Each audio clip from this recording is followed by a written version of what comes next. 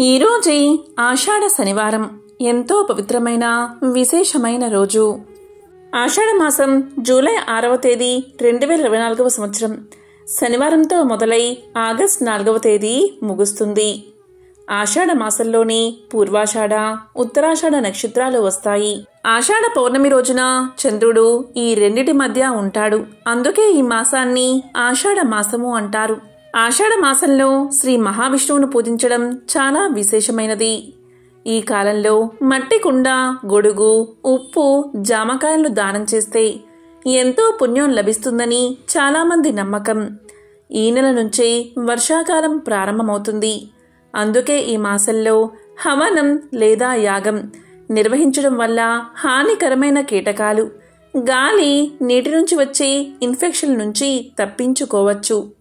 ఎంతో విశేషమైన ఈ మాసంలో శ్రీ మహావిష్ణువుతో పాటు పరమశివుడిని, హనుమంతుడిని, సూర్యదేవుణ్ణి, అంగారకుడిని పూజించాలి. మరి ఎంతో విశేషమైన ఈ ఆషాఢ శనివారం రోజు ఈ కథను విన్నా, చదివినా, చెప్పినా, వినిపించినా జన్మల పాపాలు తొలగి కోటి జన్మల పుణ్యం వస్తుంది. సకల శుభాలు కలుగుతాయి. మరి ఆ కథ ఏంటో ఇప్పుడు ఈ వీడియోలో తెలుసుకుందాం. రోజు బృహదస్వుడు అనే ముని పాండవుల వద్దకు వచ్చాడు. అప్పుడు పాండవుల్లో పెద్దవాడైన ధర్మరాజు ఆ మునికి అతిథి సత్కార్యాలు చేసి కౌరవుల వల్ల తాము పడుతున్న బాధలు అన్నీ వివరించి, మహాత్మా, రాజ్యాన్ని, నివాసాన్ని పోగొట్టుకున్న మాలాగా అడవిలో కష్టాలు పడుతున్నవారు ఎవరైనా ఉన్నారా? ఉంటే చెప్పండి అని అడిగాడు. అందుకు బృహదస్వుడు ఇలా పలికాడు. ధర్మరాజా, నీవు కష్టాలు పడుతూ అడవుల్లో ఉన్న నీ వెంట నీ అన్నదమ్ములు, నీ భార్య, నీ హితం కోరే విప్రులు నీ వెంట ఉన్నారు. పూర్వం నలుడు అనే మహారాజు నీవలే జూదంలో సర్వం కోల్పోయి పుష్కరునికి రాజ్యాన్ని అప్పగించి భార్యా సమేతుడై ఒంటరిగా అరణ్యాలకు వెళ్లాడు అని చెప్పాడు.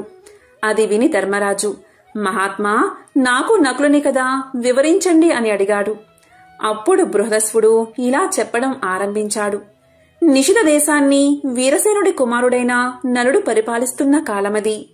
తన పరాక్రమంతో ఎన్నో దేశాలను జయించి ప్రజారంజకంగా పరిపాలిస్తున్నాడు. నలుడికి జూదం అంటే ఎక్కువ ప్రీతి. ఆ కాలంలో విదర్భ దేశాన్ని భీముడు అనే రాజు పరిపాలిస్తున్నాడు. చాలా కాలం అతనికి సంతానం లేదు. అతనికి దమనుడు అనే మునిచ్చిన వరం వల్ల దమయంతి అనే కూతురు, దముడు, దమనుడు, దాంతుడు అనే కుమారులు కలిగారు. దమయంతి సౌందర్య రాశి, గుణవంతురాలు. దమయంతి నలుడి గుణగణాల గురించి విన్నది. నలుడు దమయంతి గురించి, ఆమె సౌందర్యం గురించి విన్నాడు. ఇరువురి నడుమ ప్రేమ అంకురించింది. ఒకరోజు నలుడు ఉద్యానవనంలో ఉండగా హంసల గుంపు వచ్చి అక్కడ వాలింది. ఆ హంసలను చూసి ముచ్చటపడి నలుడు వాటిలో ఒకదాన్ని పట్టుకున్నాడు. మిగిలిన హంసలు తోటి హంసను విడిచి వెళ్లలేక ఆకాశంలో తిరుగుతున్నాయి. నలునితో అతని చేతిలోని హంస మానవ భాషలో ఇలా పలికింది. ఓ నలమహారాజా, నీవు దమయంతిని ప్రేమిస్తున్నావు. నేను దమయంతి వద్దకు వెళ్లి నీ గురించి, నీ అందచందాల గురించి, గుణగణాల గురించి చెప్పి నీ మీద అనురాగం కలిగేలా చేస్తాను అని పలికింది. ఆ హంస పలుకులు విని నలుడు ఆనందపడి దాన్ని విడిచిపెట్టాడు. ఇచ్చిన మాట ప్రకారం ఆ హంస విదర్భ దేశానికి ఎగిరిపోయింది. అంతఃపురం ముందు విహరిస్తున్న హంసను చూసి దమయంతి ముచ్చటపడింది. చెలికత్తెల సాయంతో దమయంతి ఆ హంసను పట్టుకుంది. ఆ హంస దమయంతితో ఇలా పలికింది. ఓ దమయంతి, నేను నీ హృదయేశ్వరుడైన నలుడి వద్ద నుండి వచ్చాను. నలుడు సౌందర్యవతుడు, సంపన్నుడు, సద్గుణవంతుడు. నీవు సౌందర్యంలో, గుణంలో అతనికి తగినదానివి. అతనికి భార్యవైతేనే నీకు రాణింపు అని పలికింది. అప్పుడు దమయంతి, ఓ హంస, నలుడు గురించి నాకు ఎలా చెప్పావో అలాగే నలుడికి కూడా నా గురించి చెప్పు అన్నది. ఆ హంస అలాగే చేసింది. ఇలా ఇరువురికి ఒకరిపై ఒకరికి అనురాగం అధికమైంది. నల దమయంతుల ప్రణయ విషయం దమయంతి చెలికత్తెల ద్వారా తెలుసుకున్న భీమ మహారాజు కుమార్తెకు స్వయంవరం ప్రకటించాడు. ఆహ్వానాన్ని అందుకున్న రాజులంతా స్వయంవరానికి విచ్చేశారు. నలుడు కూడా స్వయంవరానికి పోతున్నాడు. ఇంద్రుడికి దమయంతి స్వయంవర విశేషం తెలిసి దిక్పాలకులతో స్వయంవరానికి బయలుదేరాడు. మార్గమధ్యలో నలుణ్ణి చూసిన ఇంద్రుడు నలుడితో, నిషధరాజా, నీవు నాకు దూతగా పనిచెయ్యాలి అన్నాడు. అప్పుడు నలుడు, అలాగే చేస్తాను. ఇంతకీ మీరెవరు? నేను నీకేమి చెయ్యాలి అని అడిగాడు. అప్పుడు ఇంద్రుడు నలునితో, నేను ఇంద్రుణ్ణి. వీరు దిక్పాలకులు. నీవు పోయి దమయంతికి మా గురించి చెప్పి ఆమె మమ్మల్ని వరించేలా చెయ్యాలి అన్నాడు. అప్పుడు నలుడు ఇంద్రునితో, అయ్యా, నీకిది ధర్మమా? నేను కూడా అదే పనిమీద పోతున్నాను కదా అన్నాడు. అప్పుడు ఇంద్రుడు నలునితో, నీవు మాకు మాటిచ్చావు కనుక ఈ కార్యం చేయవలసిందే. ఇది దేవతా కార్యం. నీవు చెయ్యగలవు. మాట తప్పడం ధర్మం కాదు. మా మహిమ చేత అంతఃపురానికి వెళ్లడానికి నీకు ఎవరూ అడ్డు చెప్పరు అన్నాడు. గత్యంతరం లేక నలుడు దమయంతి అంతఃపురంలో ప్రవేశించాడు.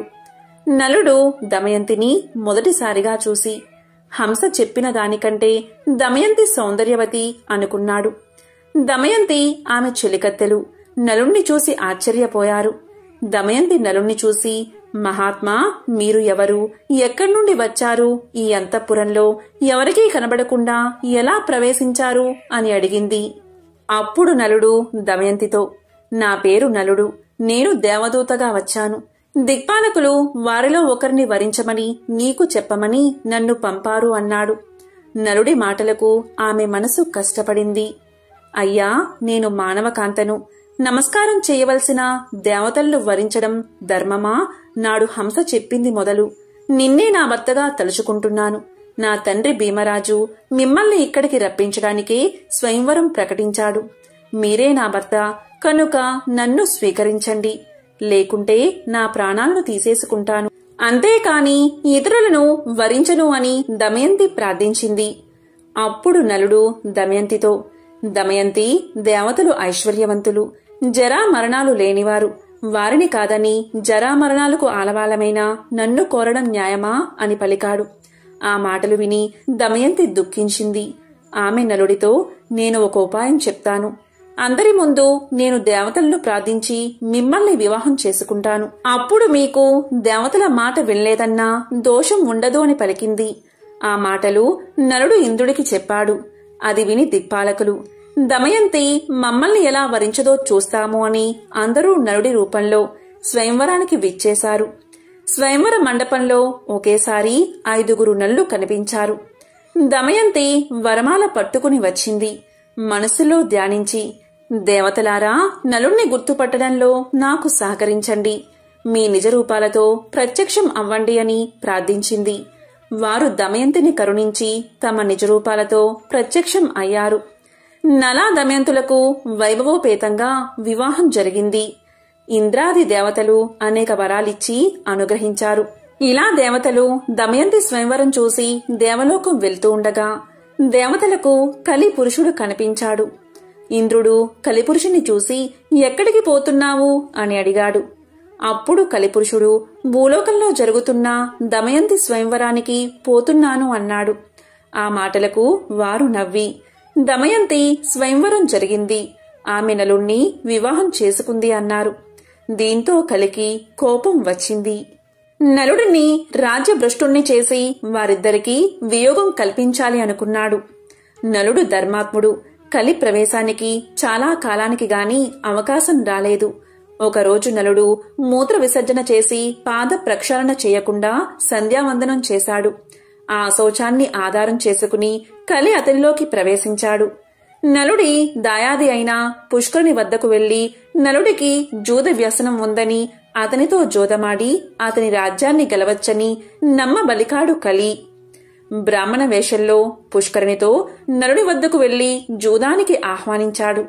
జూదానికి పిలిస్తే పోకపోవడం ధర్మం కాదని నలుడు జూదమాడ్డానికి అంగీకరించాడు.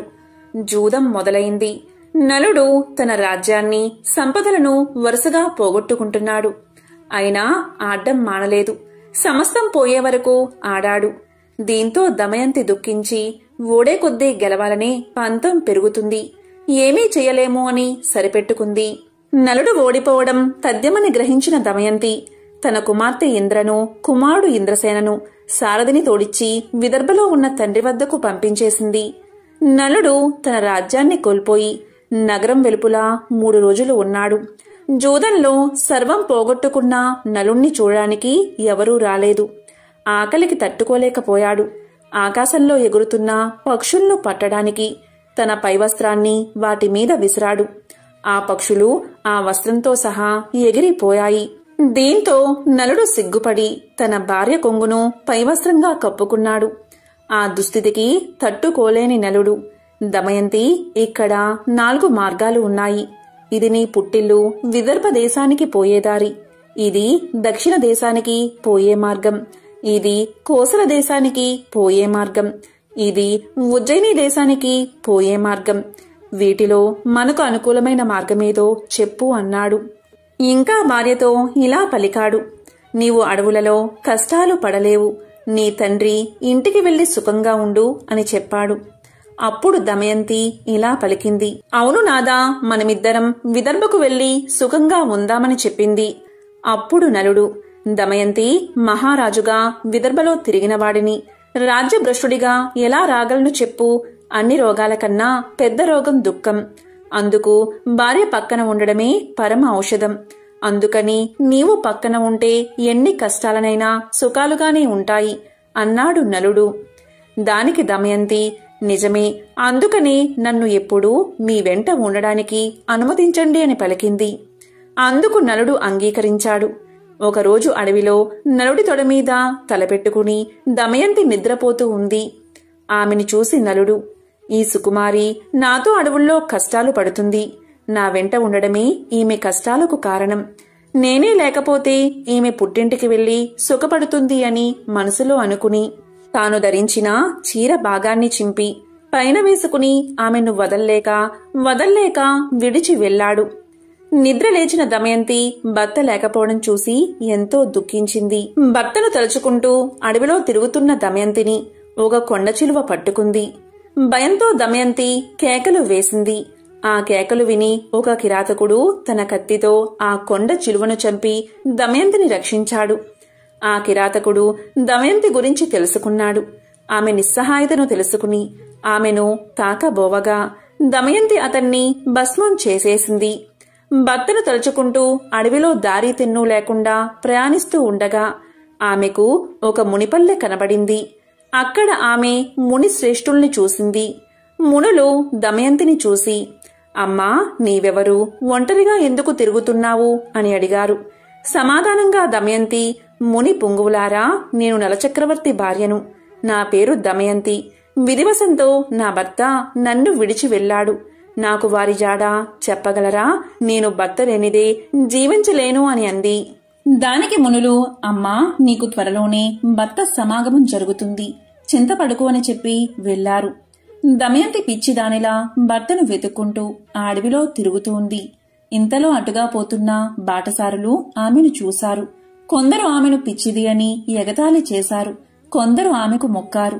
వారిలో ఉన్న వ్యాపారి ఆమె గురించి తెలుసుకుని, అమ్మా, నేను నలుణ్ణి చూడలేదు, కాని మేము చేదీ దేశానికి పోతున్నాము అని పలకగానే దమయంతి వారితో, నేను కూడా మీ వెంట వస్తాను అంది. ఆ వ్యాపారి ఆమెను తన వెంట తీసుకువెళ్లాడు. వారు అడవి మార్గంలో రాత్రివేళ నిద్రిస్తున్న సమయంలో ఒక ఏనుగుల గుంపు వారిలో చాలామందిని తొక్కేసింది.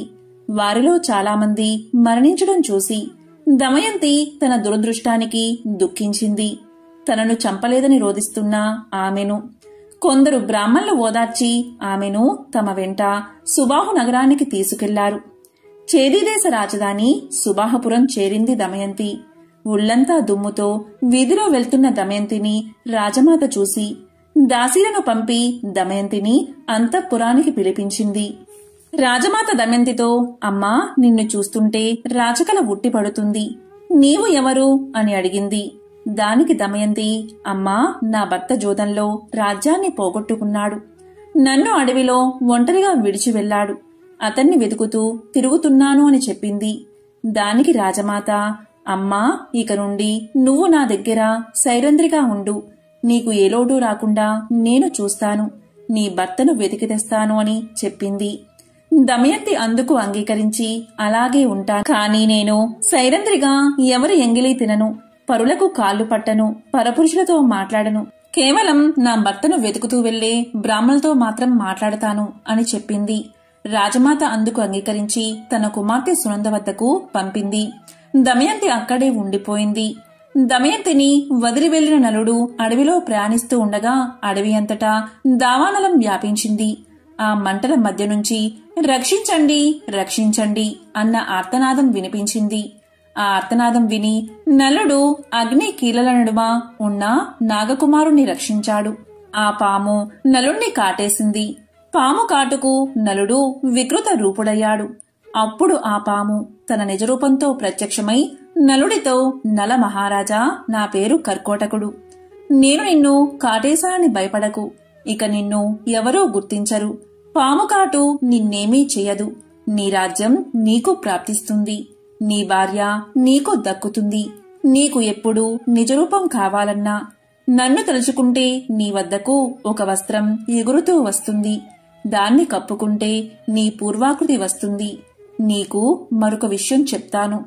ఇక్కడికి దగ్గరలో ఇక్ష్వాకు వంశస్థుడైన ఋతుపర్ణుని రాజ్యముంది. నీవు అక్కడికి వెళ్ళు. బాహుకుడు అనే పేరుతో అతని వద్ద రథసారథిగా చేరు. నీవు అతడికి అశ్వహృదయం అనే విద్యను ఇచ్చి అతని నుండి అక్షహృదయం అనే విద్యను గ్రహించు అని చెప్పి కర్కోటకుడు వెళ్లిపోయాడు. నలుడు ఋతుపర్ణుని వద్ద సారథిగా చేరాడు. అలాగే వంటశాలలో చేరి రుచికరమైన వంటలు వండిపెట్టసాగాడు. నలుడికి జీవలుడు సహాయకుడిగా ఉన్నాడు. ఎక్కడ ఉన్నా నలుడు ఎప్పుడూ దమయంతిని తలచి దుఃఖిస్తూనే ఉండేవాడు. ఒకరోజు నలుడు దమయంతిని తలుచుకుని దుఃఖిస్తూ ఉండగా జీవలుడు విని ఈ వికృత రూపి ప్రియురాలు ఎంత వికృత రూపంతో ఉంటుందో అనుకుంటూ నలుడి దగ్గరకు వచ్చి విషయం ఏమిటని అడిగాడు. అందుకు నలుడు జీవలునితో, అయ్యా, నాకు ఒక ప్రేయసి కూడానా? నాకు తెలిసిన ఒక సైనికుడు తన ప్రేయసి గురించి దుఃఖిస్తుండగా చూశాను. అతన్ని అనుకరిస్తూ ఏడుస్తున్నాను అన్నాడు. విదర్భ దేశంలో ఉన్న భీమునికి నలుడి విషయాలు తెలిసాయి. తన కూతురు, అల్లుడు ఏమయ్యారో అని పరితపించాడు అతను. వారిని వెతకడానికి నలువైపులా బ్రాహ్మణులు పంపించాడు. ఎన్నో బహుమానాలు ప్రకటించాడు. చేదీ దేశం చేరిన బ్రాహ్మణుడు దమయంతి నుదుటిన ఉన్న పుట్టు మచ్చను చూసి ఆమెను గుర్తించారు. అతడు దమయంతితో, అమ్మా, నేను నీ తండ్రి వద్ద నుండి వస్తున్నాను. అక్కడి వారంతా క్షేమం. నేను నీ సోదరుడి మిత్రుడను అనగాని దమయంతి వారిని తలుచుకుని పెద్దగా రోదించింది. అది చూసిన రాజమాత ఆ బ్రాహ్మణుణ్ణి చూసి, బ్రాహ్మణోత్తమా, ఈమె ఎవరి భార్య, ఎవరి కూతురు, ఇలా ఉండడానికి కారణం ఏమిటి అని అడిగింది. దానికి అతడు, అమ్మా, ఈమె విదర్భరాజు కుమార్తె, నల చక్రవర్తి భార్య. ఈమె పేరు దమయంతి. నల మహారాజు విధివశాత్తు రాజ్యాన్ని పోగొట్టుకుని అడవుల పాలయ్యాడు. భీముని ఆజ్ఞపై ఈమెను వెతుకుతూ ఇక్కడకు వచ్చి ఈమెను గుర్తించాను అన్నాడు. అది విని దమయంతిని కౌగిలించుకున్న రాజమాత, దమయంతి, నీవు నాకు పుత్రికా సమానురాలివి. నేను నీ తల్లి దశానరాజు కుమార్తెలము.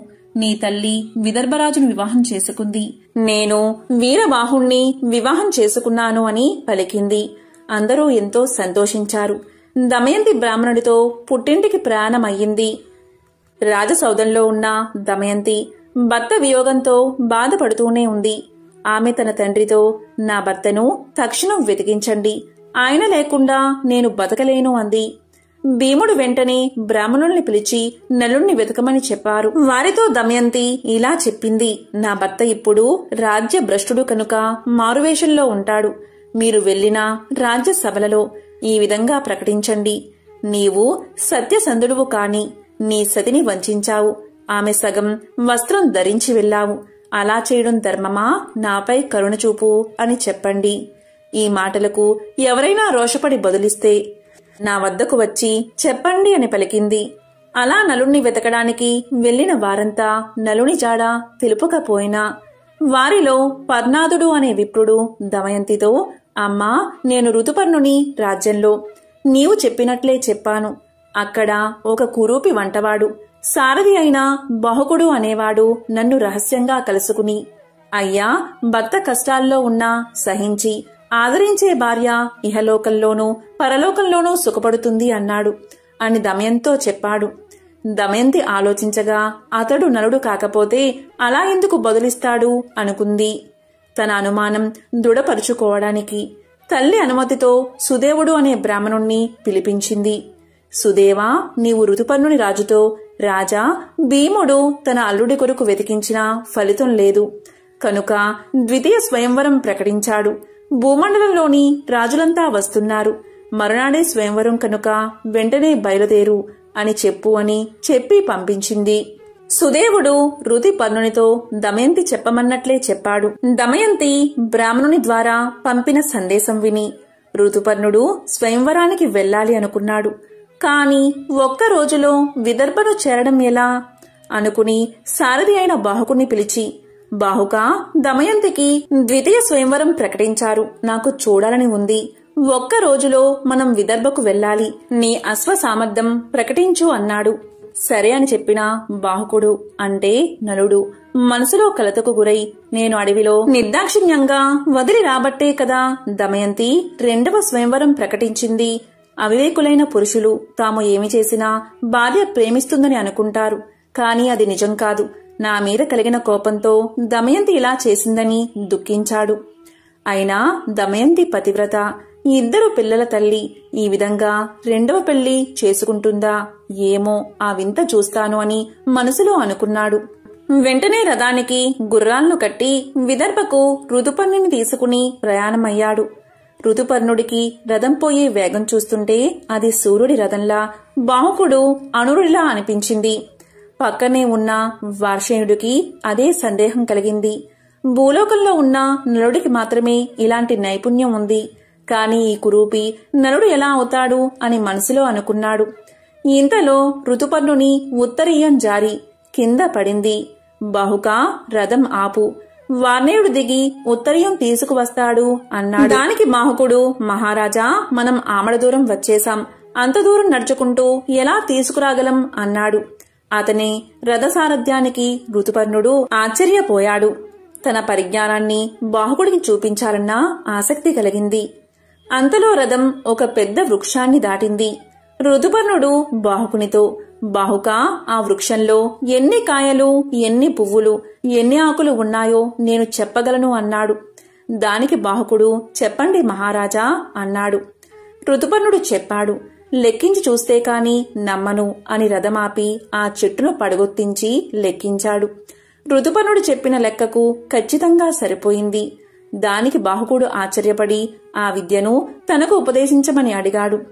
ఋతుపర్ణుడు, బాహుకా, ఇది అక్ష విద్య అని సంఖ్యాశాస్త్రమన్నాడు. దానికి బాహుకుడు, మహారాజా, నేను మీకు అశ్వహృదయం నేర్పిస్తాను. మీరు నాకు అక్ష విద్య నేర్పించాలి అన్నాడు. ఇలా అక్షహృదయ విద్య మహిమ వల్ల నలుల్లో నుండి కలి వెలుపలికి వచ్చాడు. తన్ను క్షమించమని నలుణ్ణి వేడుకున్నాడు. నలుడు ఆగ్రహించి శపించబోయాడు. అప్పుడు కలి నలుడితో, నలమహారాజా, నిన్ను ఆవహించి నీలో ఉన్న సమయంలో నిన్ను కర్కోటకుడు కాటువేయడం వల్ల అనుక్షణం కాలిపోయాను. ఇంతకంటే శాపం ఏముంటుంది? నన్ను క్షమించి విడిచిపెట్టు అని వేడుకున్నాడు. ఇలా జరగగానే నలుడి రథం విపరీతమైన వేగంతో విదర్భలోకి ప్రవేశించింది. ఆ ఘోష విని దమయంతి నలుడి రథాన్ని గుర్తుపట్టింది. ఋతుపర్ణరాజుకు విదర్భలో స్వయంవరం జరుగుతున్నా సందడి కనిపించలేదు. బాహుకుడు అంటే నలుడు రథాన్ని అశ్వసాల్లో నిలిపి సేదతీరాడు. అప్పుడు దమయంతి తన దాసీతో, వచ్చింది ఋతుపర్ణ మహారాజు, అతని సారథి వార్షేయుడు. వారు నాకు తెలుసు.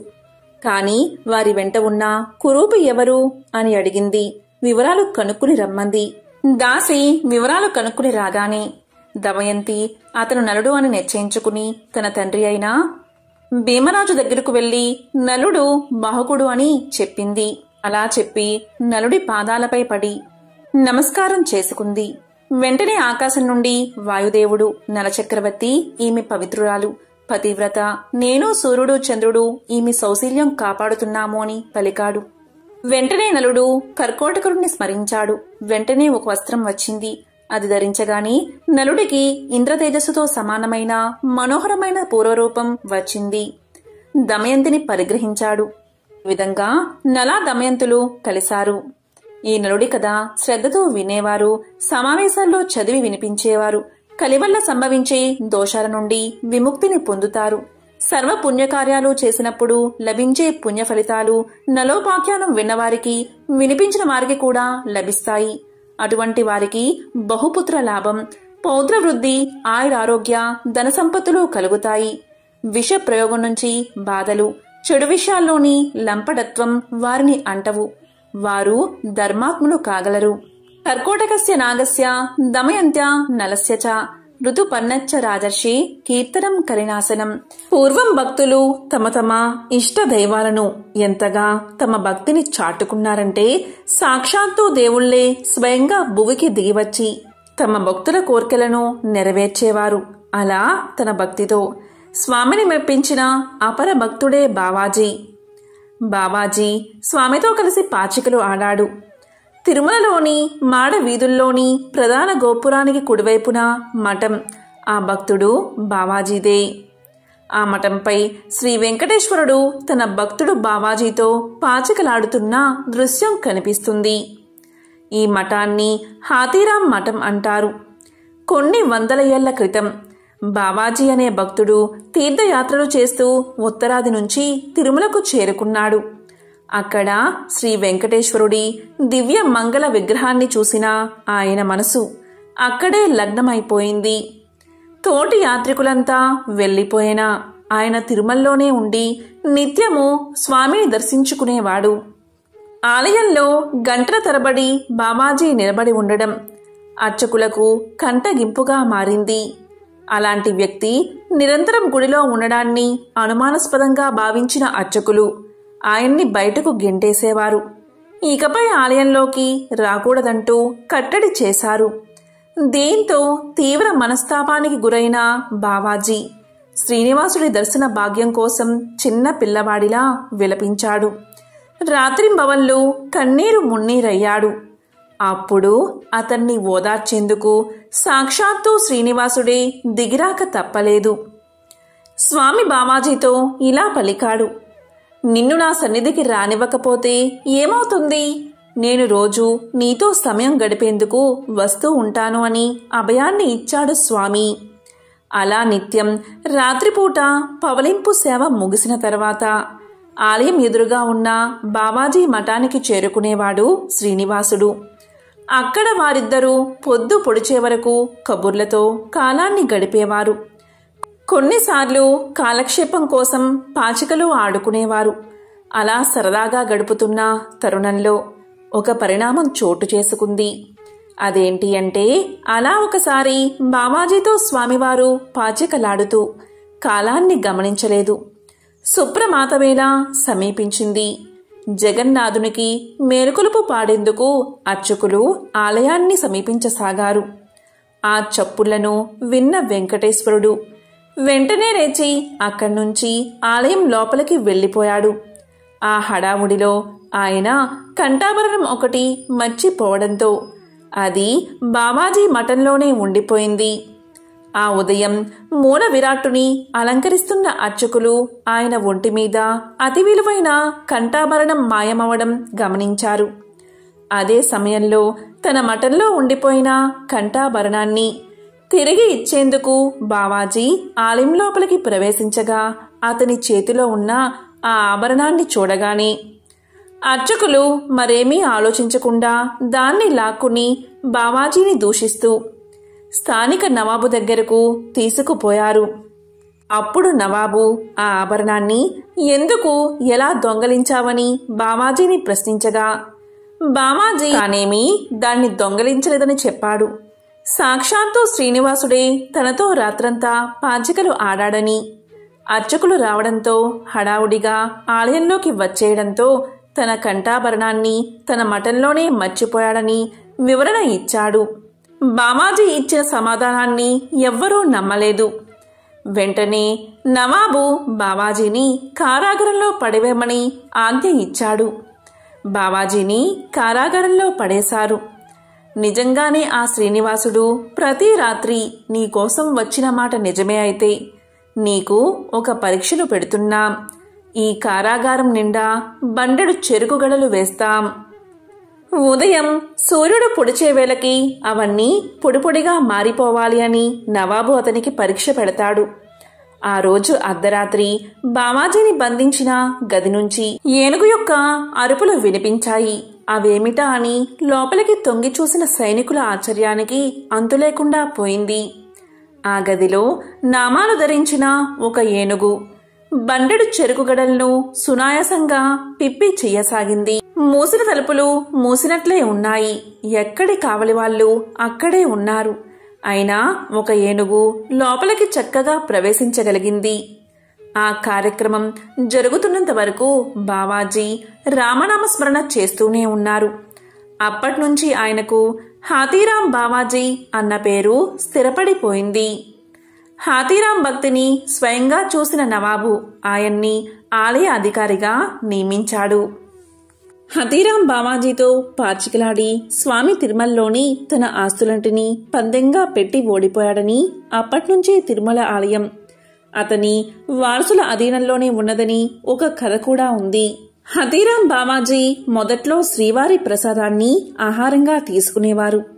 అయితే ప్రతిరోజు ఊరికే ప్రసాదాలు ఇవ్వడం ఇష్టం లేని ఆలయ అధికారులు హతీరాంని కట్టెలు కొడితేనే ప్రసాదం స్వీకరించాలి అని షరతులు విధించారు.